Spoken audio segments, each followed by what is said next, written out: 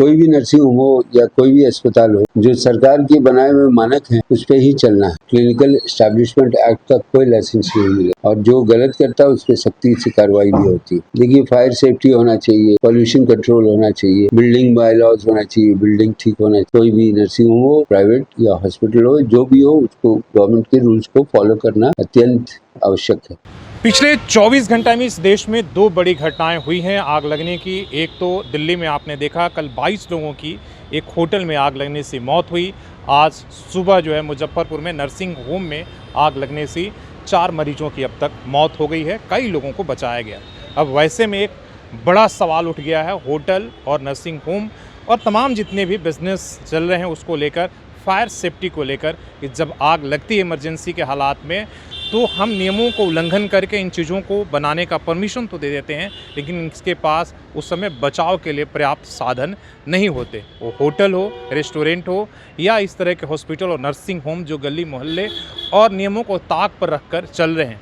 जमशेदपुर में भी आज आप अखबारों में देखा होगा, लंबे कहा गया है कि भाई एक बड़े तरीके से 60,000 ऐसे बिल्डिंग हैं और जिसमें बहुत सारे साक्षी और बिष्टुपुर में 200 से ऐसे बिल्डिंग हैं जहां पर बेसमेंट से लेकर नक्शा उल्लंघन करके ऊपर तक होटल, रेस्टोरेंट और नर्सिंग होम बना हुआ है। मेरे पीछे एक नर्सिंग होम शहर का जाने माने और बहुत पुराना नर्सिंग होम है जो यहाँ सेकेंड, थर्ड और अब 4th फ्लोर का भी एक्सटेंशन हो गया है, जबकि मामला हाईकोर्ट और सुप्रीम कोर्ट में नक्शा विचलन को लेकर चल रहा है। PIL पर आपको पता है कि कई बार कार्रवाई हुई, लेकिन वो कार्रवाई सिर्फ कोर्ट को दिखावे के लिए हुई, ना तो बेसमेंट पर। आज तक शहरों में आप देखेंगे कि बड़े बिल्डिंगों का पूरी तरीके से बेसमेंट खाली कराए गए, ना ही ऊपर में। साक्षी का हो या बिष्टुपुर में, वहाँ गाड़ी लेकर 4 चक्का लेकर मूव करना बड़ा मुश्किल है, तो दमकल और एम्बुलेंस कैसे पहुँचेगा?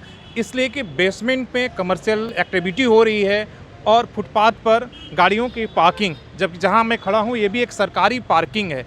ये जब सरकारी पार्किंग है तो आप समझ सकते हैं कि जो नॉन सरकारी पार्किंग है वो किस कदर तक फैला हुआ है। मतलब जो जितने भी शहर के ब्रांच रोड है वहाँ पर शोरूम वाले और दुकान वालों ने कब्जा कर लिया, फुटपाथ पर पैदल चलने के भी रास्ते नहीं है। वैसे हालात में अगर इस तरह की अनहोनी होती है, आग लगती है, तो कैसे समय पर बचाव दल, वो फायर हो या एम्बुलेंस, पहुँचेगा? एक बड़ा सवाल है। दूसरा सवाल है कि क्या इस तरीके से नक्शा उल्लंघन करके इनको परमिशन किस तरीके से मिलता है? अब जैसे मेरे पीछे देखेंगे ये यहाँ पर जो नर्सिंग होम है ये आपके सेकेंड, थर्ड और अब 4th फ्लोर तक एक्स्ट्रा एक्सटेंशन हो गया। तो सवाल है कि ऐसे बिल्डिंग में नर्सिंग होम चलाने का परमिशन कैसे मिला, किसने दिया, और कल की क्या घटना होती है तो क्या यहाँ की नगर निगम जो लोकल बॉडी है वो जिम्मेदारी लेगी? क्या यहाँ के फायर जो सेफ्टी डिपार्टमेंट वो लेगी, या जिसने जो हेल्थ डिपार्टमेंट ने परमिशन दिया है, अगर कल की घटना होती है जिस तरह से मुजफ्फरपुर में हुई है, बाकी जगहों पर होती है, उसकी जिम्मेदारी होगी? क्या उनके ऊपर कड़ी कार्रवाई होगी? सवाल यही है कि हाई कोर्ट और सुप्रीम कोर्ट में एक तरीके से मामला अब हाई कोर्ट से सुप्रीम कोर्ट तक नक्शा विचलन का पहुँच चुका है, कार्रवाई भी होने का आदेश हुआ है, लेकिन इसके बाद भी आज तक बेसमेंट नहीं खाली कराए गए हैं। और आप मान के चलिए अगर ये मामला हाईकोर्ट तक नहीं जाता तो आज स्थिति इस शहर में बद से बदतर होती। अभी तक बेसमेंट ही नहीं बल्कि आप देख रहे हैं कि G+2 का परमिशन है, 4 बना हुआ है, 5 बना है, कई जगह 7 बन गए हैं, और आप लोअर बेसमेंट को भी यहाँ पर अब तक कमर्शियल इस्तेमाल लोग करने लगते हैं और कर भी रहे हैं। इतनी कार्रवाई होने के बावजूद भी ना तो हाईकोर्ट की डर है, ना सुप्रीम कोर्ट की डर है, कई बिल्डिंगों पर कार्रवाई हुई, लेकिन कहीं ना कहीं जिम्मेदारी पूरी तरीके से एजेंसी के है, जिला प्रशासन की है, जो सब कुछ जानते हुए एक बड़े हादसे के इंतज़ार कर रही है और आंख बंद करके है। कम से कम यहाँ बार बार ये कहा गया कि कम से कम बेसमेंट तो खाली करा लीजिए, बेसमेंट में एक तो कम से कम एक आधार तो बनाइए कि जब कार्रवाई हो साक्षी, बिष्टुपुर या कहीं भी, या मानगो हो या आदित्यपुर हो या जुगसलाई में,